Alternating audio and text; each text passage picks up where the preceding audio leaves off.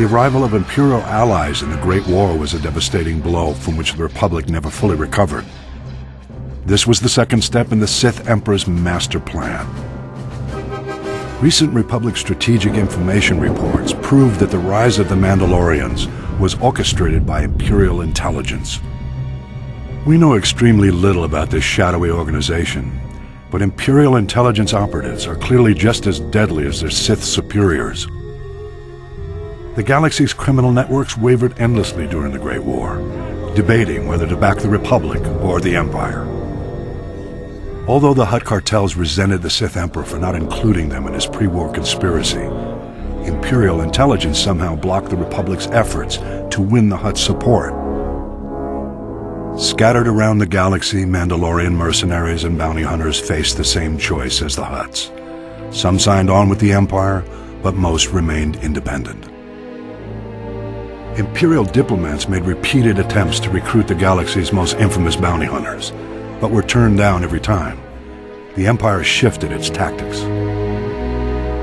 Mandalorian mercenaries and bounty hunters often fought as gladiators for money and glory, a mark of honor in the Mandalorian culture.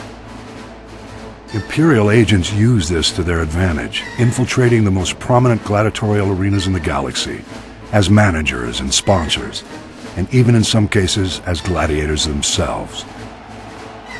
The Imperial agents singled out a proud young gladiator to be their pawn.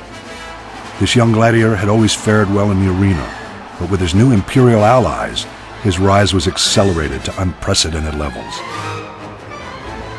Rigging arena fights is not unheard of, but Imperial agents brazenly sabotaged the entire system by drugging their champion's competition. None could stand against him. The whispers of Imperial agents became cheers in the arena. Mandalore, Mandalore. The ancient title of Ultimate Warrior King was thrust upon the young gladiator.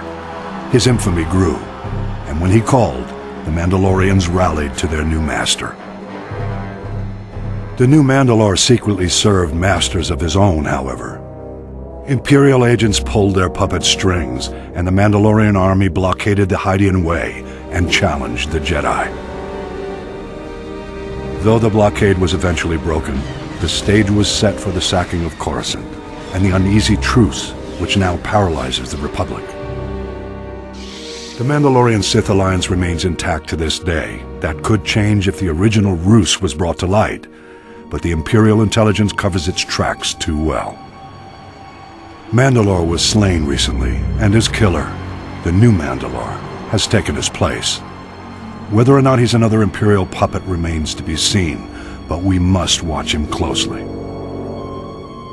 Imperial agent success in bringing the Mandalorians into the war was the counterplay to the Republic's first string of victories, the subject of my next report.